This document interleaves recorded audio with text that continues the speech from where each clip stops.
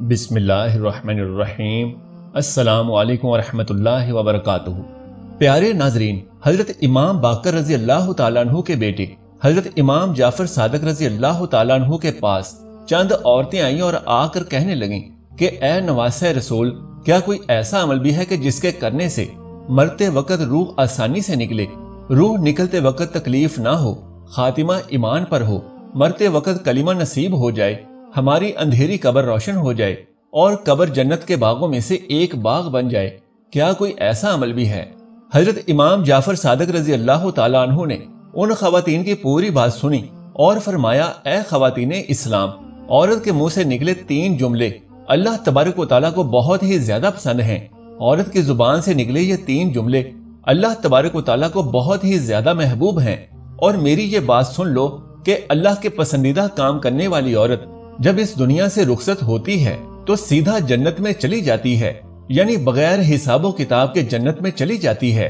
اس پر ان خواتین نے عرض کیا کہ اے نواسہ رسول، بتائیں وہ 3 جملے کون کون سے ہیں؟ تو حضرت امام جعفر صادق رضی اللہ تعالیٰ عنہ نے فرمایا، سب سے پہلا جملہ اس بیوی کا اپنے شوہر سے کہا جانے والا جملہ ہے جو اپنے شوہر سے رزق حلال طلب کرنے کے لیے کہا جاتا ہے، یعنی جو عورت اپنے خاوند سے یہ کہہ دے کہ مجھے رزق حلال کما کر کھلانا، تو اس کا یہ جملہ اللہ تبارک و تعالیٰ کو بے حد پسند ہے۔ لہٰذا جو عورت اپنے خاوند سے لقمہ حلال کے طلبگار ہوتی ہے اور حرام کمائی سے اسے منع کرتی ہے تو وہ اللہ کی محبوب عورت بن جاتی ہے، کیونکہ وہ جانتی ہے کہ حرام کا لقمہ جب اس کی اولاد کے منہ میں جائے گا تو اس کی اولاد کی آنکھوں سے شرم و حیا جاتی رہے گی، ان کی سچ بولنے کی عادت جاتی رہے گی اور ایسی اولاد گناہ کے کاموں میں لذت حاصل کرنے لگے گی۔ پیارے ناظرین، یہاں ایک صحابیہ کا واقعہ بھی قابل ذکر ہے جس کا خاوند نہایت غریب انسان تھا اور وہ صبح سویرے رزق کی تلاش میں اپنے کام پر نکل کھڑا ہوتا، شام کو روزی کما کر لاتا، خود بھی کھاتا اور اپنی غریب بیوی کو بھی کھلاتا۔ وہ صحابی حسب معمول ایک دن اپنے کام پر روانہ ہوا، سارا دن محنت مزدوری کی تلاش میں رہا، روزی تلاش کرتا رہا، لیکن کوئی کام دھندا نہ ملا اور خالی ہاتھ شام کو واپس اپنے گھر آ گیا۔ گھر میں کھانے کے لیے کچھ نہیں تھا تو دونوں میاں بیوی خالی پیٹ سو گئے۔ اگلے دن پھر یہی واقعہ پیش آیا، گھر سے روزی کی تلاش میں نکلا،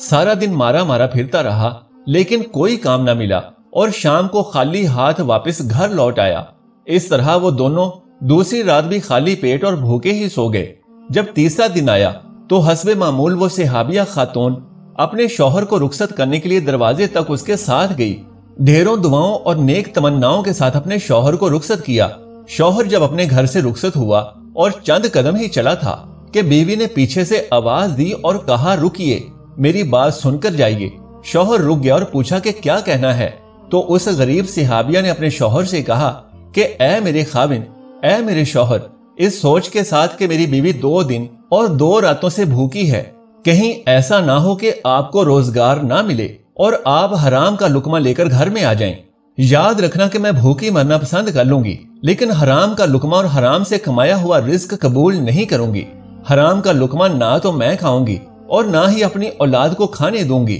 اللہ اکبر۔ ناظرین کرام، یہ تھی وہ اسلام کی مقدس شہزادیاں جن کی گود میں اسلام پلتا تھا۔ نبی صلی اللہ علیہ وآلہ وسلم کے بتائے ہوئے راستے پر چلنے والی اس خاتون نے کہا کہ میں تیسرا دن اور رات بھی بھوک کی حالت میں ہی گزار لوں گی، کام نہ ملے تو واپس آ جانا، چوری کا مال میرے گھر میں نہ لے کر آنا، سود کا مال میرے گھر میں نہ لے کر آنا، بغیر محنت سے کمایا ہوا مال نہ لانا، الغرض کسی بھی طرح کا حرام مال میرے گھر میں نہ لے کر آنا۔ حضرت امام جعفر صادق رضی اللہ تعالیٰ عنہ فرماتے ہیں کہ ایک بیوی جب اپنے شوہر سے رزق حلال کا مطالبہ کرتی ہے تو اس وقت وہ اللہ تبارک و تعالیٰ کے بے حد نزدیک ہوتی ہے۔ یہی جملہ ہے جس کے سبب مرتے وقت اس عورت کی روح آسانی سے نکلے گی، روح نکلتے وقت اسے تکلیف نہیں ہوگی، اس کی اندھیری قبر کو یہ جملہ روشن کر دے گا اور اس کی قبر کو جنت کے باغوں میں سے ایک باغ بنا دے گا۔ نیک بیویاں اپنی اولاد کو لقمہ حرام سے کس طرح محفوظ رکھتی ہیں؟ مصور پاکستان، شاعر مشرق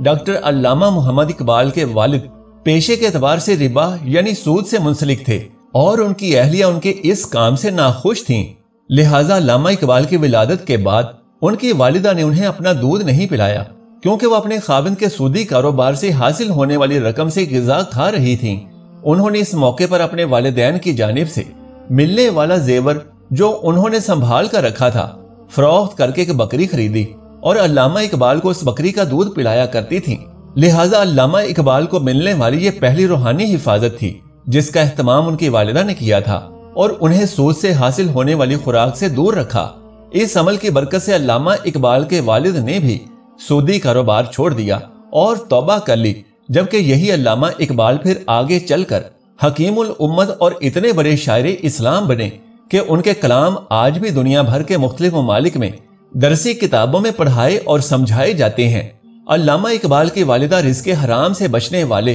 اپنے اس عمل سے نہ صرف اپنے شوہر کو اس کام سے دور کرنے میں کامیاب رہیں بلکہ بیٹے کے حلق سے نیچے بھی سود کا کوئی نوالا نہیں اترنے دیا۔ حضرت امام جعفر صادق رضی اللہ تعالیٰ عنہ فرماتے ہیں کہ دوسرا جملہ ایسا جملہ ہے کہ بیوی اپنے شوہر کے سامنے کوئی ایسا جملہ بول دے جو جملہ شوہر کی پریشانیوں کو خوشیوں میں بدل دے، یعنی شوہر پریشان تھا، غم زدہ تھا کہ بیوی نے کوئی ایسا جملہ کہا، کوئی ایسا جملہ بولا کہ جس نے شوہر کی پریشانیوں کو خوشیوں میں بدل دیا، تو ایسا جملہ بھی اللہ تبارک و تعالیٰ کو بے حد پسند ہے۔ یاد رکھیں کہ بیوی کے لیے اس کے شوہر کی رضا میں ہی اللہ تبارک و تعالیٰ کی رضا ہے اور شوہر کی خوشی اللہ کی خوشی ہے۔ تو اے خواتین اسلام، اگر اللہ تبارک و تعالیٰ کو خوش رکھنا چاہتی ہو تو اپنے شوہر کو خوش رکھنا۔ ناظرین کرام، پھر حضرت امام جعفر صادق رضی اللہ تعالیٰ عنہ فرماتے ہیں کہ تیسرا جملہ یہ ہے، سبحان ربی الاعلی، سبحان ربی الاعلی، سبحان ربی الاعلی۔ فرمایا یوں تو انسان کو اللہ تبارک و تعالیٰ کی عطا کردہ ہر ایک نعمت قیمتی اور بیش بہا ہے، مثلا پاؤں، ٹانگیں، ہاتھ، بازو، دل، پھیپھڑے، پیٹ، گردے وغیرہ، لیکن انسان کے جسم، انسان کا سر اللہ تبارک و تعالیٰ کی عطا کردہ تمام نعمتوں سے زیادہ بیش قیمتی ہے، کیونکہ انسانی سر کے اندر پورے جسم کو کنٹرول کرنے والا دماغ ہے، اور پھر آنکھیں، ناک، کان، الغرض انسان کا سر پورے جسم سے زیادہ قیمتی اور انمول ہے۔ لہٰذا جب ایک عورت اپنے رب کے حضور اپنے جسم کا سب سے بیش قیمتی حصہ یعنی اپنا سر جھکاتی ہے اور سجدے میں اللہ کی حمد و ثنا بیان کرتی ہے تو اس کا ادا کردہ یہ جملہ اللہ کو بے حد محبوب اور پسند ہے۔ ایک عورت کا ادا کردہ یہی جملہ یعنی سبحان ربی الاعلی مرتے وقت اسے کلمہ نصیب کرنے کا باعث ہوگا اور مرتے وقت اس کا خاتمہ ایمان پر ہوگا، اس کی اندھیری قبر کو روشن کر دے گا اور اس کی قبر کو جنت کے باغوں میں سے ایک باغ بنا دے گا۔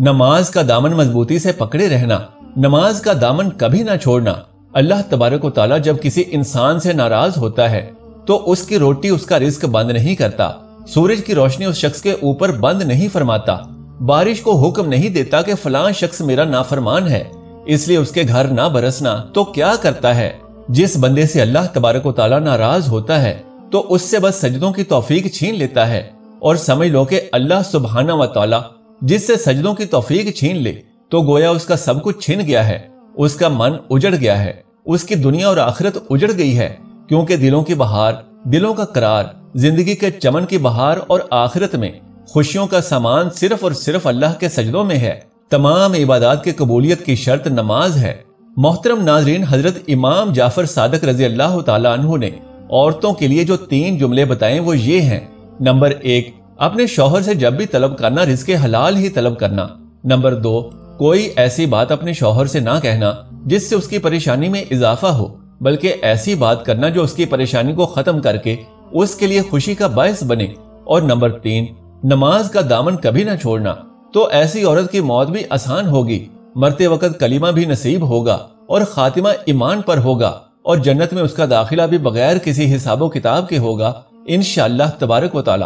محترم اور معزز ناظرین، آئیے اللہ سبحانہ و تعالیٰ سے دعا کریں کہ ہم سب مسلمانوں کا خاتمہ بالایمان فرمائے اور ہم سے کبھی کوئی ایسا گناہ سرزد نہ ہو کہ جس کے سبب اپنے سجدوں کی توفیق چھین لے۔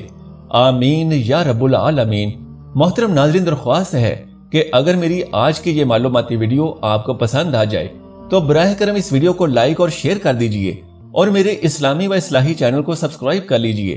جزاک اللہ خیرن کثیرہ۔ اللہ ہم سب کا حامی و ناصر ہو۔